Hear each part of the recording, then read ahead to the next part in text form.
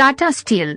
इस steel company के stock ने पिछले 3 महीनों में अधिकांश अन्य स्टील शेयरों के साथ नकारात्मक रिटर्न दिया। स्टील शेयरों में ये सुधार नवंबर 2021 के बाद से घरेलू हॉट रोल्ड कॉइल की कीमतों में 11% की गिरावट के बाद आया है।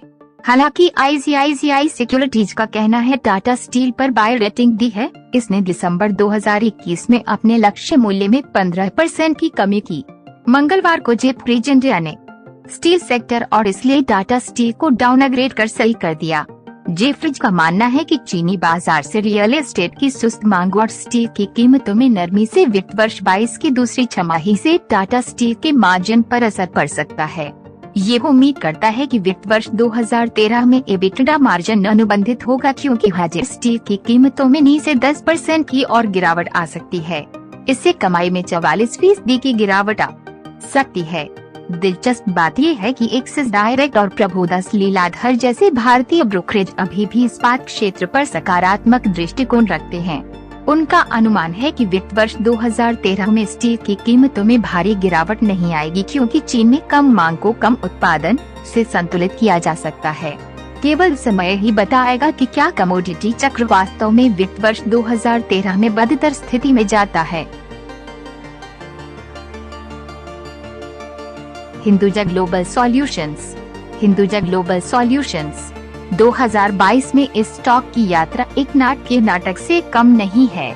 लाभांश घोषणा और बोनस जारी होने की प्रत्याशा में ये 4 जनवरी 2022 को नेट सप्ताह के उच्च स्तर पर पहुंच गया। हालांकि 7 जनवरी को कंपनी द्वारा 150 रुपए प्रति शेयर के विशेष लाभांश और 1:1 के बोनस इश्यू की घोषणा के बाद स्टॉक लगभग 20% गिर गया। एक एंटी क्लाइमेक्स जो आप सोचेंगे, खैर बिल्कुल नहीं। कंपनी को पहले निवेशकों के गुस्से का सामना करना पड़ा था, जब उसने Q4 FY20 में अपने समूह की संस्थाओं को 340 करोड़ रुपए के अल्पकालिक ऋण दिए थे। HGS के प्रबंधन ने उन्हें इस विकास के बारे में अगस्त 2020 में ही सूचित किया, जब ऋण का भुगतान पहले ही कर दिया गया था। कंपनी एक और कॉर्पोरेट गवर्नेंस के मुद्दे में उलझ गई, क्योंकि उसने अपने प्रमुख स्वास्थ्य सेवा प्रभाग की बिक्री का समापन किया। इस सौदे में कंपनी के लिए नकदी प्रवाह लगभग 8,082 करोड़ रुपए है, जबकि लाभांश का बहिर्गमन 315 करोड़ रुपए है। हालांकि यहाँ निवेशकों की चिंता इससे कहीं ज्यादा है। उन्हें संदेह है कि इस आमद का एक बड़ा हिस्सा संबंधित पक्षों को जाएगा। ये विश्वास कंपनी के इतिहास और इस तथ्य से समर्थित है कि बोर्ड ने कॉर्पोरेट ऋण की सीमा को केवल 500 करोड़ रुपए से बढ़ाकर 3,500 करोड़ रुपए कर दिया। साथ ही जैसा कि कंपनी हेल्थ केयर डिवीजन को अलग करती है, उसकी आय में लगभग 30 से 40% की गिरावट आ सकती है। साथ ही स्टॉक की कीमत भी कम हो सकती है।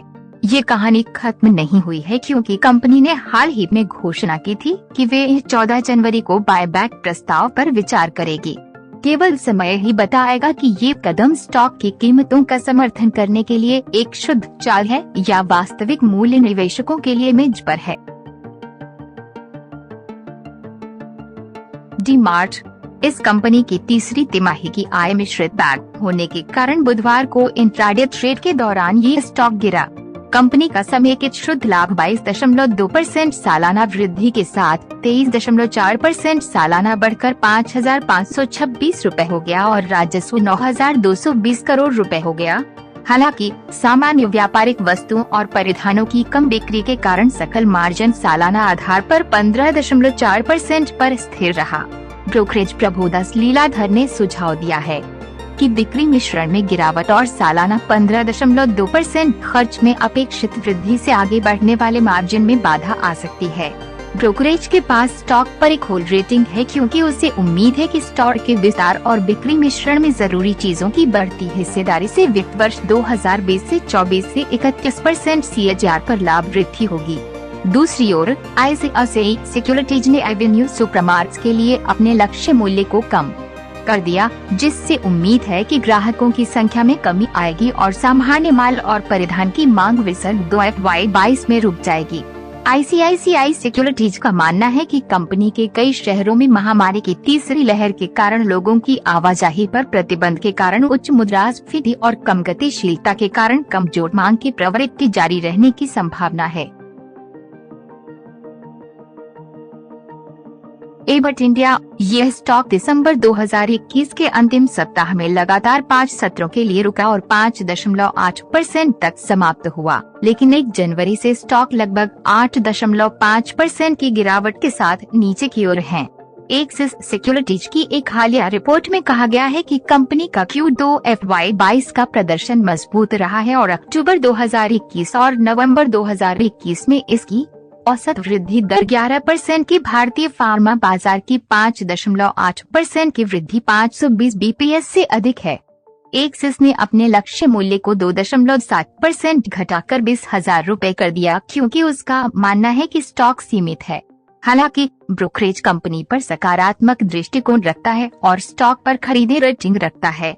एक्सिस सिक्योरिटीज की रिपोर्ट के अनुसार कंपनी महिलाओं के स्वास्थ्य, गैस्ट्रोएंटेरोलॉजी, मेटाबॉलिक, दर्द प्रबंधन, CNS और टीकों जैसे क्षेत्रों में अपनी अग्रणी स्थिति बरकरार रखती है। एक्सिस सिक्योरिटीज का मानना है कि उसके ब्रांडेड कारोबार से वित्त वर्ष 22 की दूसरी छमाही में कंपनी के मुनाफे में सुधार होगा। इस कंपनी के विकास की संभावनाओं के लिए विशिष्ट कारक डिजिटल होने और केवल औषधीय गोलियों से परे सेवाएं प्रदान करने और डायग्नोस्टिक्स, चिकित्सा उपकरणों और पोषण में उद्यम करने की रणनीति है। Apple India.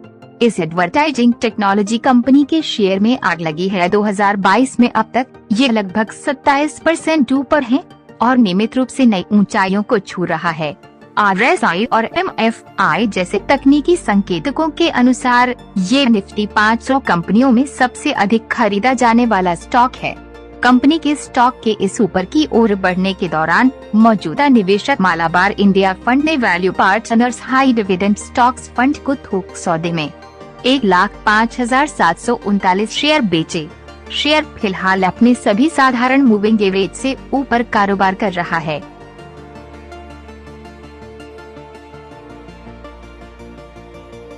Thanks for watching. Share market से जुड़ी ताज़ा जानकारी और डेली मार्केट एनालिसिस के लिए हमारे चैनल बाजार एनालिसिस के सब्सक्राइब बटन और बेल आइकॉन को दबाना ना भूलें। धन्यवाद।